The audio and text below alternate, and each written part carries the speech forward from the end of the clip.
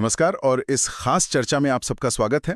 आज हमारे पास स्रोत है महात्मा गांधी अहिंसा का थ्रिलर के कुछ अंश और हम इसी नज़रिए से गांधी के जीवन को समझने की कोशिश करेंगे।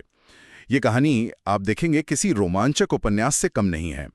सोचिए ज़रा, एक बच्चा जो कहा जाता है अंधेरे से डरता था, वही बच्चा बड़ा होकर दुनिया के सबसे शक्तिशाली साम्राज्यों में से एक को सीधी चुनौती देता है। तो आज की चर्चा का मकसद है गांधी के इस अविश्वसनीय बदलाव को समझना और उनके अहिंसा के सिद्धांत की शक्ति को महसूस करना, जैसा ये स्रोत हमें दिखाता है। चलिए शुरू करते हैं। बिल्कुल। और इस स्रोत की एक खास बात मुझे ये लगी कि गांधी जी को सिर्फ एक ऐतिहासिक व्यक्ति नहीं मानता, बल्कि एक कहानी के नायक की तरह देखता है, जिसकी शुरुआत डर और हिचकिचाहट से होती है। ये बात इसे और दिलचस्प बना देती है ना? ये विरोधाभास वाकई सोचने वाला है। स्रोत बताता है 2 अक्टूबर 1869 पोरबंदर में जन्म और बचपन में बेहद शर्मीले, डरपोक। स्रोत उन्हें संकोची भी कहता है। उस वक्त कौन सोच सकता था कि यही बालक आगे चल के राष्ट्रपिता बनेगा। फिर उनका इंग्लैंड जाना, पढ़ाई करना और उसके बाद दक्षिण अफ्रीका में वकालत। लेकिन कहानी में जो असली मोड़ आया, और स्रोत इस पर जोर देता है, वो 1893 में आया। दक्षिण अफ्रीका में रंग भेद के कारण फर्स्ट क्लास टिकट होते हुए भी ट्रेन से बाहर उन्हें धक्का देकर उतार दिया गया। ये घटना उनके जीवन की दिशा बदलने वाली थी। सही कहा। और स्रोत ये दिखाता है कि कैसे ये एक व्यक्तिगत अपमान था, लेकिन ये एक सामूहिक प्रतिरोध का कारण बन गया। स्रोत कहता है वही अपमान उनकी जिंदगी की आग बन गया। आग बन गया, बिल्कुल। और यहीं से जन्म हुआ सत्याग्रह का, यानी सत्य के लिए आग्रह। अच्छा। तो ये घटना सिर्फ एक मोड़ नहीं थी, ये स्रोत के अनुसार गांधी के मन में अहिंसक शक्ति के एक नए सिद्धांत का बीज थी। फिर जब वो भारत लौटे तो सिर्फ एक नेता बनकर नहीं उभरे। स्रोत कहता है वो जनता की आत्मा बन गए। उन्होंने आम लोगों में एक नई चेतना जगाई, कई बड़े आंदोलनों का नेतृत्व किया। हाँ, ये बदलाव भी कमाल का है, एक वकील से जननायक।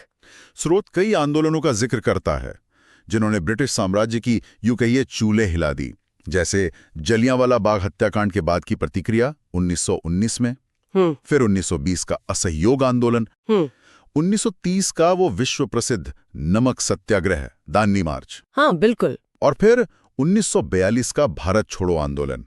स्रोत का तर्क है कि हर आंदोलन ने साम्राज्य की नींव हिला दी।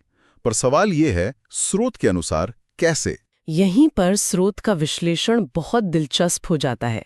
ये इस बात पर बहुत जोर देता है कि गांधी की वजह से कैसे एक निहत्था भारत हथियारबंद अंग्रेजों को चुनौती देता रहा। हाँ, ये बात तो है। ये पारंपरिक शक्ति संतुलन को पूरी तरह से उलट देने जैसा था।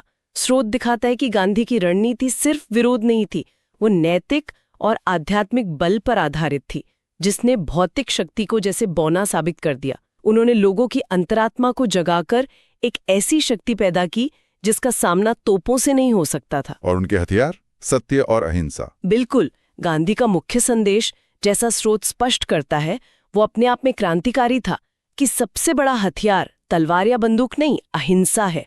और सबसे बड़ी ताकत शारीरिक बल नहीं, बल्कि सत्य है। ये न केवल उस समय की राजनीति के लिए चुनौती थी, बल्कि ये शक्ति की सदियों पुरानी धारणाओं पर सीधा प्रहार था। और इसका असर सिर्फ भारत तक सीमित नहीं रहा, सही कहा ना? हाँ, ये वैश्विक हो गया।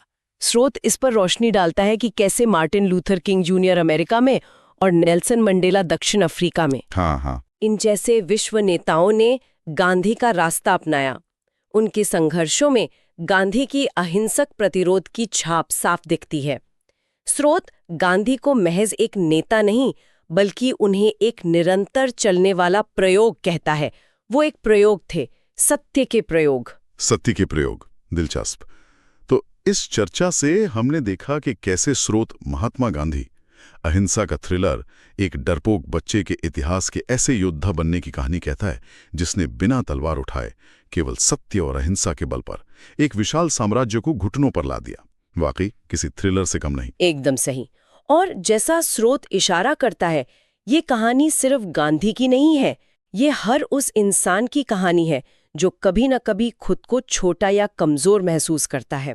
गांधी का जीवन ये सिखाता है कि अगर इरादा पक्का हो, दिल में विश्वास हो, तो बड़ी से बड़ी चुनौती का सामना किया जा सकता है। स्रोत के शब्दों में, अगर दिल में विश्वास हो तो नामुमकिन कुछ भी नहीं। ये एक उम्मीद जगाने वाली बात है। और जाते जाते एक सवाल छोड़ जाते हैं जो इस स्रोत को पढ़ने के बाद मन में उठता है। आज की इस बेहद जटिल, तनाव भरी और अक्सर हिंसक होती दुनिया में गांधी के सत्य के प्रयोग और उनके अहिंसा के सिद्धांत ये कितने प्रासंगिक रह गए हैं? क्या आज भी उनकी राह पर चलकर हम अपनी समस्याओं का हल ढूंढ सकते हैं? इस पर सोचने के लिए यकीनन बहुत कुछ है।